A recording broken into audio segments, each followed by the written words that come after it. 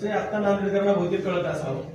निवडणूक लढायची म्हणून लढते शिवसेना का खरंच विजयासाठी शिवसेना लढते हा प्रश्न पडतो. विजयासाठीच लढते आहे आणि 35 उमेदवार जेव्हा उभे केले जवळपास आमच्याकडे 150 लोकांनी केलेले होते.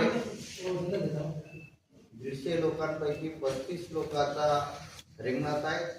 संपूर्ण प्रक्रिया ही समोरासमोर केलेली आहे, त्यामुळे कळत नाही याच्यातला भाग नाही. आम्ही मुलाखती घेऊन उमेदवारी निश्चित केलेली आहे.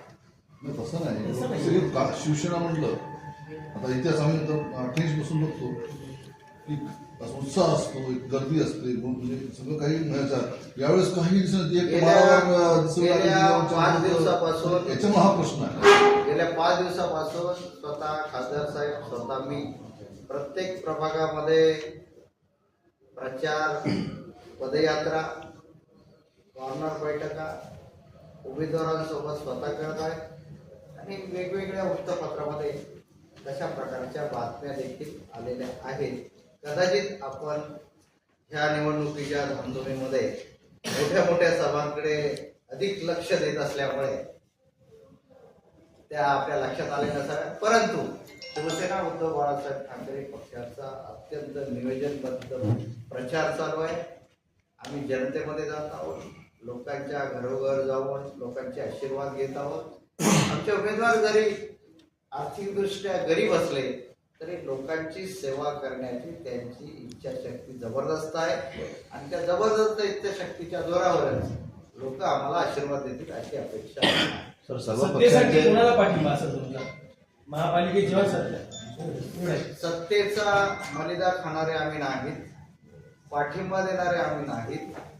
जे नांदेडच्या ज्या दैनंदिन गरजा आहेत, नांदेड शहराला आज दुर्दैवानं म्हणावं लागतं, पिण्याचं पाणी विकत घ्यावं लागतं.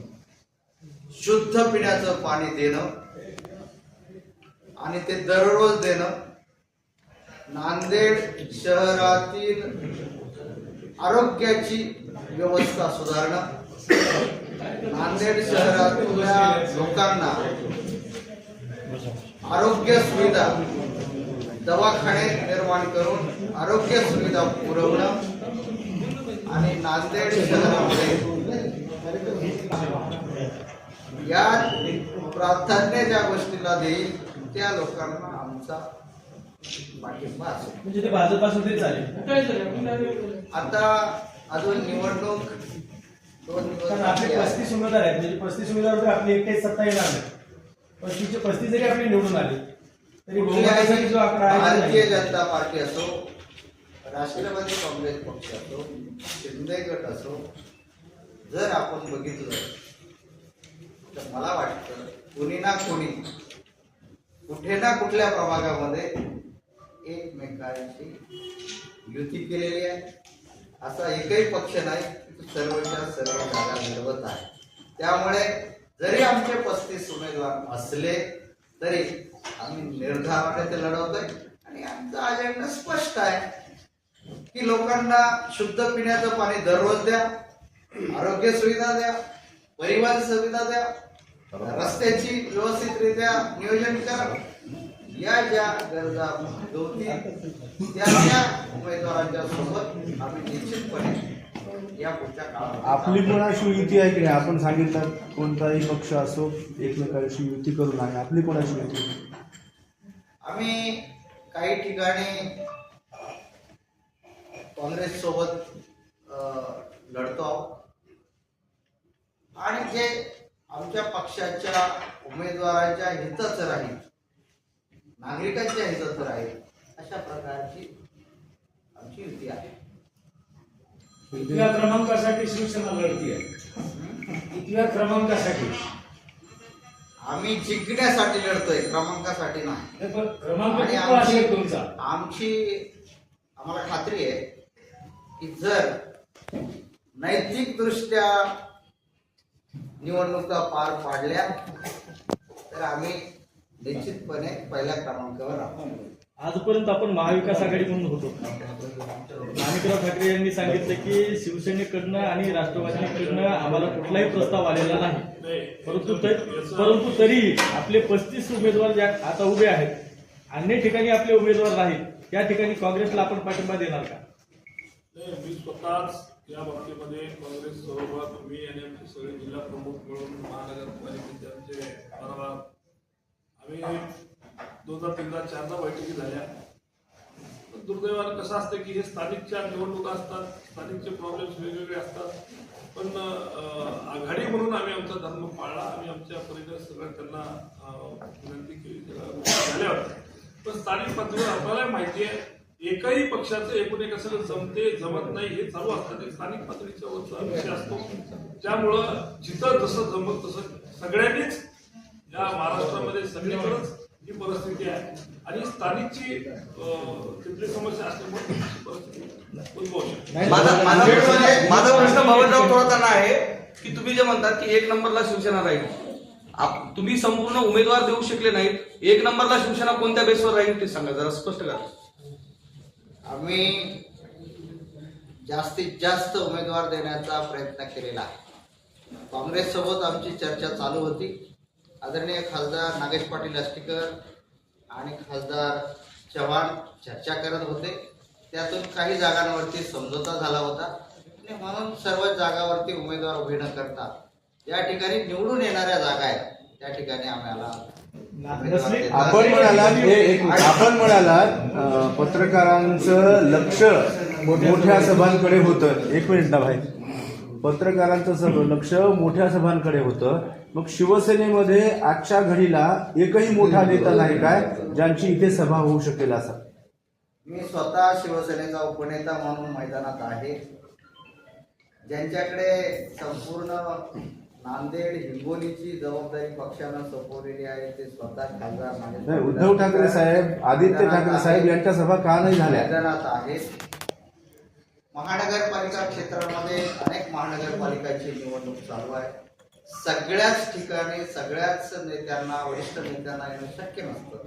त्यामुळे काही ठिकाणी पक्षप्रमुख, काही ठिकाणी युवासेना प्रमुख, काही ठिकाणी शिवसेनेचे नेते, काही ठिकाणी शिवसेनेचे उपनेते, काही ठिकाणी शिवसेनेचे प्रवक्ते, काही ठिकाणी शिवसेनेचे खासदार, काही ठिकाणी शिवसेनेचे आमदार, अशा प्रकारे महानगरपालिकेच्या निवडणुकांची जबाबदारी उद्धवसाहेब ठाकरे यांनी सोपवलेली आहे आणि त्यानुसार सगळेच नेते, उपनेते, पदाधिकारी, खासदार, आमदार हे आपापल्या पद्धतीनं आपापल्या कार्यक्षेत्रामध्ये प्रचार सभा घेतात. तर महाराष्ट्रामध्ये मनसे आणि शिवसेनेची युती झाल्याचा आनंद व्यक्त होत असताना नांदेडमध्येही मनसे मार्फत एक आनंदोत्सव साजरा केला छोट्या प्रमाणात. त्यावेळेस तुमच्या शिवसैनिकांचे जे म्हणावे असे चेहरे दिसले नाहीत आणि आजही या निवडणुकीमध्ये सुद्धा मनसेचा कुठलाही चेहरा दिसत नाही. मग मनसेचं अस्तित्वच नाही असं तुम्हाला म्हणायचं नांदेडमध्ये? शिवसेना पक्षप्रमुख उद्धवसाहेब ठाकरे आणि मनसे प्रमुख राजसाहेब ठाकरे यांनी या दिवशी जाहीर केलं की आम्ही एकत्र आलोय ते एकत्र राहण्यासाठी. स्थानिक पातळीवरती काही प्रमाणामध्ये कुरबुरी असतात, काही प्रमाणामध्ये दुर्लक्षित घटक असतो. इथून पुढच्या कालखंडामध्ये शिवसेना आणि मनसे म्हणजे शिवशक्ती एकत्रितपणे महाराष्ट्रामध्ये तुम्हाला मोठ्या प्रमाणामध्ये आघाडीवरती दिसेल. नांदेडचा प्रश्न महाराष्ट्रात नांदेड आलंच. जाहीरनामे प्रकाशित केले. शिवसेनेचा जाहीरनामा कधी प्रकाशित होणार आणि सुषमा अंधारेंची सभा वगैरे आहे? उद्या सुषमा अंधारेंची सभा नांदेड शहरामध्ये आहे. आणि जाहीरनाम्याचं तुम्ही जर म्हणाल की 2008 ते 2025 या कालखंडामध्ये 6,000 कोटी रुपयाचा निधी या नांदेड शहरासाठी आला. या सगळ्या योजनेचा पंचनामा म्हणजेच आमचा जाहीरनामा आहे. पण लिखित जाहीरनामा देण्याची एक पद्धत असते ना, लोकांना लिखित जाहीरनामा आम्ही लोकांच्या गरजा, जसं मी म्हणालो की नांदेड महानगरपालिका क्षेत्रामध्ये सगळ्यात जास्त लोकांची पिण्याच्या पाण्याची गरज आहे. लोकांना आज विकत घेऊन पाणी प्यावं लागतं, हे दुर्दैव आहे. ते पिण्याच्या पाण्याची व्यवस्था करणं. आज महानगरपालिकेचे किती दवाखाने या ठिकाणी आहेत. जर तुम्ही पत्रकार म्हणून जर त्याचा मागोवा घेतला तर तुम्हाला या नांदेड शहरातील आरोग्याची दुरावस्था लक्षात येईल. नांदेड महानगरपालिका तोंडी झालं ना साहेब, तोंडी झालं सगळं लिखित असते ना. सगळ्यांचे जाहीरनामे प्रकाशित झाले आणि ते जाहीरनामे नंतर त्याच्यावर इम्प्लिमेंटेशन अंमलबजावणी करण्यासाठी म्हणून तो परिपाठ आहे. त्याच्या संदर्भात ज्या ज्या प्रभागामध्ये आमचे उमेदवार प्रचार करतायत त्या प्रभागामध्ये तशा प्रकारचे जाहीरनामे आम्ही प्रसारित केलेले आहेत. बरं, माझा प्रश्न आहे की आता शिवसेना आपण तुम्ही सांगता की संपूर्ण ताकदीने या ठिकाणी उभी आहे असं सांगता, एक नंबरला राहिला सांगतात. स्टार प्रचारकांची यादी दिसत नाही, एकही स्टार प्रचारक या ठिकाणी. शिवसेनेने सगळी एनर्जी मुंबई आणि पुण्यात नाशिकमध्येच लावली का? नांदेडची तेवढी आवश्यकता वाटत नाही का? स्टार प्रचारक आहोत ना आम्ही, आमचे जिल्हा प्रमुख आहेत. सभा किती झाल्या सर तुमच्या? सभा किती झाल्या? मोठ्या सभा करू शकतो. म्हातारे उद्या येतात ना. सभा आहे, कुठे आहे सभा? सभा आहे शहरामध्ये तरोडा. दोन्ही तरोड्याच्या सेंटरमध्ये आम्ही सभा केलेली आहे. शेवटच्या दिवसामध्ये सभा होणार आहे का? शेवटच्या दिवसामध्ये सभा होणार आहे का? हीच महत्वाची असते, हमने महत्वाची असते. म्हणजे शिवसेनेचा महाराष्ट्रातील आणि एकूण जे आरोप होत आहेत की मराठवाड्यातली शिवसेना संपली, म्हणजे शिवसेनेचा स्ट्राईक रेट संपलेला आहे का? बार्गेनिंग पॉवर संपली का शिवसेनेची? संपली कशावर? लोकांना म्हणले मग थोडीच आहे संपली कशावर, असं नाही म्हणतात. संपली कशावर म्हणतात?